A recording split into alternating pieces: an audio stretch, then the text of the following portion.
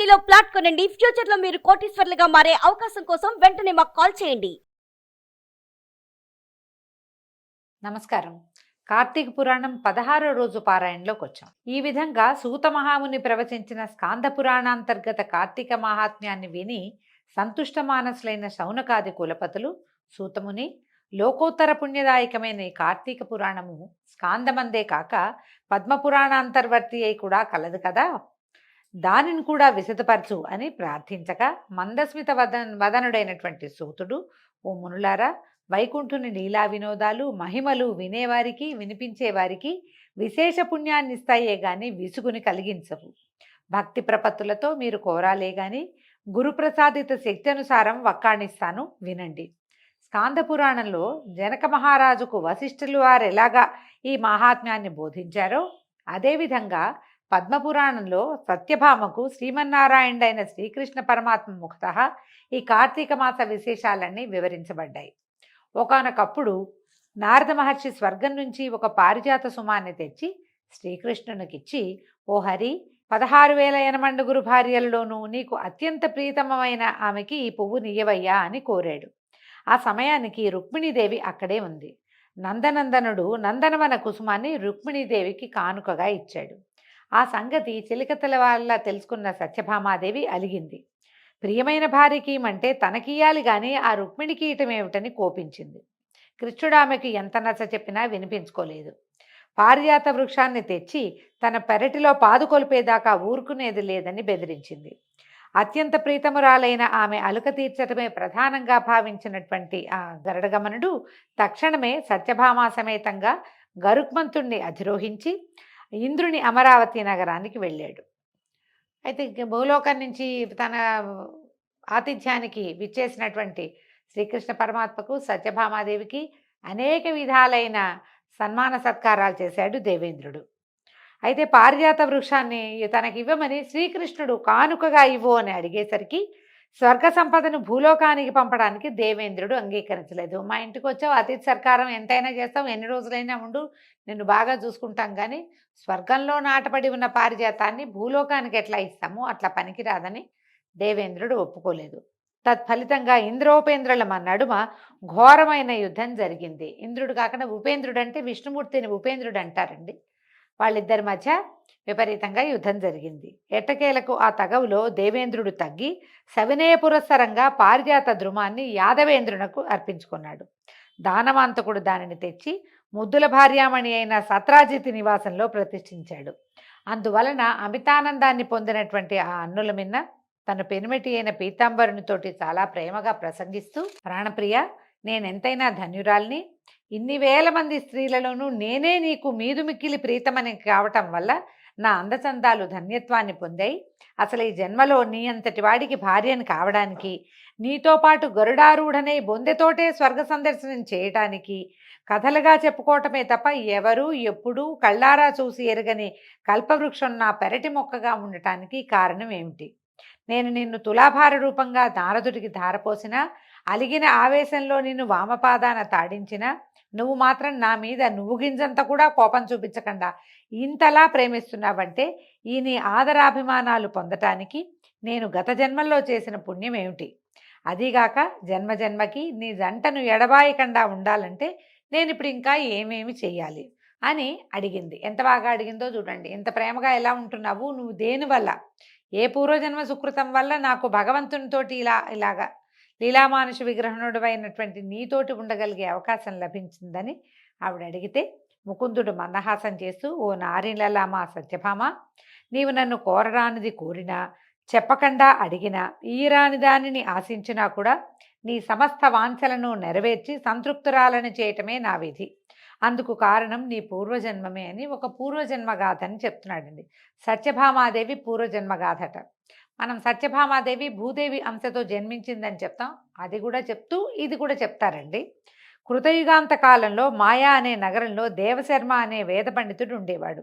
అతనికి లేక కలిగిన ఒకే ఒక ఆడబిడ్డ గుణవతి. అల్లారు ముద్దుగా పెంచుకున్న ఆ పిల్లని తన శిష్య పరంపరలో వాడే అయిన చంద్రుడనే వాడికిచ్చి పెళ్లి జరిపించాడు దేవశర్మ. ఒకనాడు ఈ మామ జామాతలిద్దరూ కలిసి సమిధలను దర్భలను తెచ్చుకునే నిమిత్తంగా అడవికి వెళ్ళి అక్కడ ఒక రాక్షసుని చేత హతమార్చబడ్డారు. ఈ సమిధలు దర్భలు అనగానే ఏమిటి అని ప్రశ్న వస్తుంది. దర్భలు సమిధలు నిత్య నైమిత్తికాలకి చాలా అవసరం అండి. సమిధలు లేనిదే ఆ కాలంలో ఈ బ్రాహ్మణులు నిత్యాగ్నిహోత్రులుగా ఉండేవారు. రోజు అగ్నిహోత్రం వెలిగించవలసిందే. అగ్నిహోత్రం అంటే మరి అగ్నిహోత్రానికి ఖచ్చితంగా సమిధలు కావాలి. తర్వాత ఈ దర్భాలతోటి సమిధలు ఈ అగ్నిహోత్రాన్ని 4 పక్కల దర్భలు వేయటము సమర్పించడము ఉంటాయి. చాలా విశేషంగా కనపడుతుంది దర్భలు వాడకం మన యజ్ఞాల్లోనూ హోమాల్లోనూ. అందుకని దర్భలు కావాలి, నిత్యాగ్నిహోత్రానికి ఎలాగో సమిధలు కూడా కావాలి. కాబట్టి అడవికి వెళ్ళి స్వయంగా తెచ్చుకునే వాళ్ళు, కొనుక్కునే రోజులు కావు కదా. మామగారు అల్లుడు ఇద్దరు కలిసి వెళ్ళి తీసుకురావడానికి వెళ్ళి అక్కడ అడవిలో ఉన్నటువంటి ఒక బ్రహ్మరాక్షసుడి చేత చంపబడ్డారు. బ్రాహ్మణులు ధర్మాత్ములు నిత్య సూర్యోపాస్తిపరులు సూర్య ఉపాసనాపరులు అయినటువంటి వారి జీవిత విన్నాడానికి మెచ్చినటువంటి విష్ణుమూర్తి శైవులు కానీ గాణాపత్యులు కానీ సౌరవ్రతులు, ఎవరైనా గాణాపత్యులు అంటే గణపతి మతం ఒకటి ఉందండి. ఇప్పటికీ మనకి భారతదేశంలో గాణాపత్యం ఉంది. ఎక్కడంటే మన మహారాష్ట్ర ఆ ప్రాంతాల్లో గణపతిని ఎక్కువ పూజిస్తారండి. మిగిలిన దేవి దేవతల ఆరాధన తక్కువ, గణపతి ఆరాధన ఎక్కువ. సౌరవ్రతులు సూర్యవ్రతులుగా ఉండే వాళ్ళు కూడా ఉన్నారు. పూర్తిగా సూర్యారాధనే. సూర్యుడే విష్ణువు, సూర్యుడే బ్రహ్మ మహేశ్వరులు, సూర్యుడే గణపతి, సూర్యుడే జేజి అమ్మవారు, అట్లా ఉంటుంది. అయితే శాక్తేయులు కూడా, శక్తి ఓన్లీ శక్తి మతమే, అమ్మవారే అన్నిటికీ. వీళ్ళందరూ కూడా వాన చినుకులు వాగులై వంకలై నదులై తుదకు సముద్రాన్నే చేరినట్టుగా నన్నే పొందుతున్నారు. పుత్రభ్రాతాది నామాలతో దేవదత్తుని లాగా నేనే వివిధ నామరూప క్రియాదులతో 5గా విభజింపబడి ఉన్నాను. ఇప్పుడు ఎలా ఉన్నారో చూడండి, 5గురు ఉన్నారు ఇక్కడ. ఉపాసన అనగానే, పూజా విధానం అనగానే 5గురు దేవతల్ని మానవులు విధిగా అర్చించాలండి. వాళ్ళు ఎవరెవరు? శివకేశవులు విష్ణువు మహేశ్వరుడు, తర్వాత శక్తి అమ్మవారు, వీళ్ళు ముగ్గురు కాకుండా గణపతి సూర్యుడు 5. ఈ 5గురు దేవతల్ని తప్పకుండా మనం అర్చించాలి. ఈ 5గురు దేవతల్లో మనం శివారాధనే చేస్తామనుకోండి, ప్రధాన దైవం శివుడైతే పరివార దేవతలుగా విష్ణువు శక్తి వినాయకుడు శివుడు ఉంటారు. మనం విష్ణువారాధన చేస్తామనుకోండి, విష్ణువు ప్రధాన దైవంగా ఉండి మిగిలిన 4 పరివార దేవతలుగా ఉంటారు. కానీ వాళ్ళు ఉండాలి. ఇలా ఈ 5గురిని మనం పూజించాలి. అదే గణపతిని పూజించేటప్పుడు అమ్మవారిని పూజిస్తే అమ్మ మధ్యలో ఉంటుంది, అయ్యవారు అన్నగారు కుమారుడు నేత్రంగా భాషించేటువంటి సూర్యుడు 4 పక్కల ఉంటారు. సూర్యుని చూస్తే సూర్యుడు మధ్యలోకి వెళ్తాడు, శివకేశవులు ఇద్దరు వెనక్కి వెళ్తారు, తల్లి కుమారులు ముందుకొస్తారు, చుట్టుపక్కల ఉంటారనమాట. గణపతిని చేస్తే గణపతి మధ్యలో ఉంటాడు, అమ్మ నాన్న మావయ్య ముగ్గురు 3 పక్కల ఉండి 4వ పక్కన సూర్యుడు ఉంటాడు. ఎలా చేసినా ఇదే ఆరాధన. విష్ణుమూర్తి ఏం చెప్తున్నారంటే, ఇలా దేవదత్తులాగా వివిధ రూప క్రియాదులతో నేనే ఈ 5గురుగా విభజింపబడి ఉన్నాను. అందువలన మరణించిన మామ అల్లుళ్ళని మన వైకుంఠానికే తీసుకురమ్మని పార్షదులని ఆజ్ఞాపించేట. అప్పుడు పార్షదులు ప్రభు ఆజ్ఞ పాటించి వాళ్ళని తీసుకొచ్చారు. సూర్య తేజ సమకాంతులతోటి ఈ మామ అల్లుళ్ళ ఇద్దరి జీవాలు వైకుంఠానికి చేరి విష్ణు సారూప్యాన్ని పొంది, అంటే ఏమి సారూప్యం అంటే మనం ఇంతకుముందుకు చెప్పుకున్నాం, సారూప్యముక్తి. విష్ణువులాగా విశాల నేత్రాలు వస్తాయి, చక్కగా తిరుపుండ్రాలు ధరిస్తారు, ఊర్ధ్వపుండ్రాలు, శంఖచక్రాలు, తర్వాత చక్రాలతో పాటు పద్మమాలాలంకృతులుగా పీతాంబరధారులుగా ఉంటారు. విష్ణువు యొక్క సాన్నిధ్యంలోనే విష్ణు సారూప్యాన్ని పొంది మసులుతూ ఉండేవాళ్ళట. అయితే పితృభర్తృ మరణ వార్త విన్న గుణవతి ఎంతగానో కుంగిపోయిందట. తండ్రి భర్త ఒకేసారి మరణించారు. అమ్మాయి దుఃఖంతో ఉంది, కానీ పోయిన వారితోటి తను పోలేదు, పోకూడదు కూడా. ఎన్నాళ్ళు ఆయువు ఉందో అన్నాళ్ళు భూమి మీద ఉండవలసిందే. మరణాసన్నం అయ్యేదాకా మనుగడ తప్పదు గనక వేరొక దిక్కులేని ఆ యువతి ఇంట్లో ఉన్న వస్తు సంచయానంతటినీ విక్రయించి తండ్రికి భర్తకు ఉత్తమగతులకై ఆచరించవలసిన కర్మలన్నింటినీ ఆచరించింది. శేష జీవితాన్ని శేషసాయి స్మరణలోనే గడుపుతూ దేహపోషణార్థం కూలి పని చేసుకుంటూ ఆధ్యాత్మిక చింతనతో హరిభక్తిని, సత్యాన్ని, శాంతాన్ని, జితేంద్రియత్వాన్ని పాటిస్తూ ఉండేది. పరమ సదాచార పరులైన వారింట పుట్టి పెరిగింది కావటం వల్ల బాల్యం నుండే అలవడినటువంటి కార్తీక వ్రతాన్ని, ఏకాదశి వ్రతాన్ని మాత్రం ప్రతి ఏటా విడవకుండా ఆచరించేదట. కృష్ణుడు ఇప్పుడు చెప్తున్నారు, కృష్ణ పరమాత్మ, సత్య పుణ్యగణ్యాలు, ముక్తిదాయకాలు, పుత్ర పౌత్ర సంపత్ సౌభాగ్య సందాయకాలు అయినటువంటి ఈ 2 వ్రతాలు నాకు అత్యంత ప్రీతిపాత్రమైన సంగతి నీకు తెలుసు కదా. మనకు తెలుసు ఏకాదశి విష్ణు ప్రీతి కోసం చేస్తాం. కార్తీకం కూడా కార్తీక దామోదర ప్రీత్యర్థమే శివారాధన చేయబడుతుంది.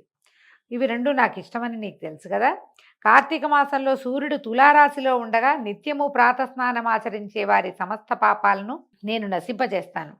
ఈ కార్తీకంలో స్నానాలు, దీపారాధనలు, జాగరణ, తులసి పూజ చేసేవాళ్ళు అంత్యంలో వైకుంఠవాసుడైనటువంటి శ్రీ మహావిష్ణు స్వరూపులై భాసిస్తారు. అంటే ఇలాగా విష్ణు సారూప్యాన్ని పొందుతారు. విష్ణు ఆలయంలో మార్జన చేసి సర్వతోభద్రమనే శంఖము పద్మం సరతోభద్రమనే ముగ్గు, శంఖము పద్మము మొదలైన ముగ్గుల్ని పెట్టి పూజా పునస్కారాలను చేసేవారు జీవన్ముక్తులవుతారు. విష్ణు ఆలయంలో మార్జన చేయడం అంటే ఆలయాన్ని తుడిచి వాకిలు తుడవటం, మెట్లు కడగటం, అలాంటిది ఏ పని చేసినా కూడా విష్ణు సాయుధ్యం లభిస్తుందట. తర్వాత ఉపర్యుక్త ప్రకారంగా కార్తీక మాసంలో నెల రోజుల్లోనూ కనీసం 3 రోజులైనా ఆచరించిన వాళ్ళు దేవతలు కూడా నమస్కరించదగిన వాళ్ళు అవుతున్నారు. అందుకని మనం విశేషించి ఏం చెప్తామండి, కార్తీకం అంతా స్నానం చేయొద్దు, చేయలేకపోయారు, చెయ్యొద్దని కాదు, చెయ్యలేకపోతే కనుక పర్వదినాలైనటువంటి 4 సోమవారాలు, అత్యంత పర్వదినాలు విష్ణుప్రీతి ప్రధానాలు అయినటువంటి 2 ఏకాదశులు, అక్కడికి 6 రోజులు, ఏదైనా ఓ సంవత్సరం ఇంకో సోమవారం ఎక్స్ట్రా కూడా వస్తూ ఉంటుంది. ఈ 6 రోజులు కాకుండా పౌర్ణమి, అమావాస్య 6, 2, 8 రోజులు, కనీసం 8 రోజులైనా కార్తీక వ్రతాచరణ చేయండి విశేషంగా అని పదే పదే అన్ని పురాణాల్లో అన్ని చోట్ల చెప్తాం. ఇన్ని రోజులు కూడా చేయలేము, పోనీ 2 ఏకాదశులు చేయండి, పోనీ 4 సోమవారాలు చేయండి, అది కూడా కాకపోతే ఒక్క పౌర్ణమి నాడైనా చేయండి. ఎవరైతే ఈ వ్రతాచరణ చేస్తారో వాళ్ళు కనీసం 3 రోజులు అని చెప్తున్నాడు భగవంతుడు. ఆనతి ఇచ్చిందే 3 రోజులండి. దేవతలు కూడా నమస్కరిస్తారట వాళ్ళకి. ఇక పుట్టిందిలగాయితూ జీవితాంతము చేసేవారి పుణ్యవైభవాన్ని చెప్పటం ఎవరి వల్ల కాదు. అదేవిధంగా ఆనాటి గుణవతి విష్ణు ప్రియంకరాలైనటువంటి ఏకాదశి, కార్తీక వ్రతాలని మాత్రం వదలకుండా కడు నిష్ఠతోటి ఆచరిస్తూ కాలం వెళ్లదీసి కొన్నాళ్ల తర్వాత వయోభారం వల్ల శుష్కించి జ్వరపడింది. అయినా కూడా కార్తీక స్నానం మానకూడదనే పట్టుదలతో నదికి వెళ్ళి ఆ చలిలో కూడా నడుములోతు నీళ్ళకి చేరి స్నానమాడే ప్రయత్నం చేస్తూ ఉంది. అంతలోనే ఆకాశం నుంచి శంఖచక్ర గదా పద్మాది ఆయుధాలు ధరించి ఆ విష్ణువాభులైనటువంటి విష్ణుదూతలు గరుడ పతాకాయుతమైన విమానంలో వచ్చి గుణవతిని అందులో చేర్చి దివ్య స్త్రీల చేత సేవలు చేయిస్తూ తమతో పాటుగా వైకుంఠాన్ని చేరారు. అంటే ఇవిడ కార్తీక స్నానం చేస్తూ నదిలో మునిగి మరణాసన్నురాలైపోయింది, మరణం పొందింది. అప్పుడు విష్ణు పార్షదులు వచ్చి తీసుకెళ్లారు. ఆ కార్తీక వ్రత పుణ్యఫలంగా పొగలేని అగ్నిశిఖలాగా ప్రకాశిస్తూ ఆమె హారి సాన్నిధ్యాన్ని పొందింది. అనంతరం శ్రీ మహావిష్ణువునైన నేను దేవతల ప్రార్థన మీద దేవతీ గర్భాన ఇలా కృష్ణుడుగా అవతరించాను. నాతో పాటే అనేక మంది వైకుంఠవాసులు కూడా యాదవులుగా జన్మించారు. పూర్వజన్మలలోని చంద్రుడు ఈ జన్మలో అక్రూరుడయ్యాడు. అలనాటి దేవశర్మ సత్రాజిత్తుగా ప్రభవించాడు. బాల్యం నుంచే కార్తీక వ్రతం మీద నా మీద మాత్రమే మనసు లగ్నం చేసిన గుణవతే నువ్వుగా అంటే సత్రాజిత్తు కుమార్తెవైన సత్యభామగా ఇలా జన్మించావు. ఈ జన్మ వైభోగానికి అంతటికీ కారణం పూర్వ జన్మలో చేసినటువంటి కార్తీక వ్రతాచరణ పుణ్యలేశమే తప్ప ఇతరము కాదు. ఈ జన్మలో నా ఇంట తులసి మొక్కను పాతిన ఆ జన్మలు అంటే అమ్మాయి తులసిగా సుశీలగా ఉన్నప్పుడు నా ముంగిట తులసి మొక్కను పాతిన పుణ్యానికి ఈ జన్మలో కల్పవృక్షం నీ వాకిట్లో వెలిసింది. అంటే తులసి మొక్కని పాతి పెడితే హరి సన్నిధిలో దేవాలయాల్లో కనుక తులసి మొక్కలు పెడితే వచ్చే జీవితంలో చాలా అద్భుతమైన వ్యవహారం జరుగుతుందండి, మంచిది లభిస్తుందన్నమాట. ఆనాడు కార్తీక దీపారాధన చేసిన ఫలితంగా ఈనాడు నీ ఇంట వంట కూడా లక్ష్మీ కళ స్థిరపడింది. ఎందుకంటే ఈమె తండ్రి రోజుకి 100 బారువులు ఇచ్చే శమంతకమణిని ఈమెకి ఇచ్చాడు కానుకగా. వివాహ సమయంలో రోజుకి 100 బారువుల బంగారం వస్తుంది. లక్ష్మీదేవి ఆమె ఇంట్లో స్థిరపడిపోయి ఉంది. అలనాడు నీ సమస్త వ్రతాచరణ పుణ్యాలను కూడా నారాయణాయేతి సమర్పయామి అంటూ జగత్పతినైన నాకే ధారపోసిన ప్రతిఫలంగా ఇప్పుడు నా భార్యవయ్యావు. మనం పూజ చేస్తామండి, మామూలు పూజల్లో మనం ఏం చెప్పుకోం, ఏదో అది కావాలి ఇది కావాలి అడుగుతాం దేవుడిని, లేదా ఏదో అవేం అడగకుండా రోజువారీ పూజ చేసుకుంటాం. కానీ మీరు వ్రతాలు నోములు చేయించినప్పుడు పురోహితుడు ఉన్నప్పుడు గమనించండి, శ్రద్ధగా వింటే తెలుస్తుంది.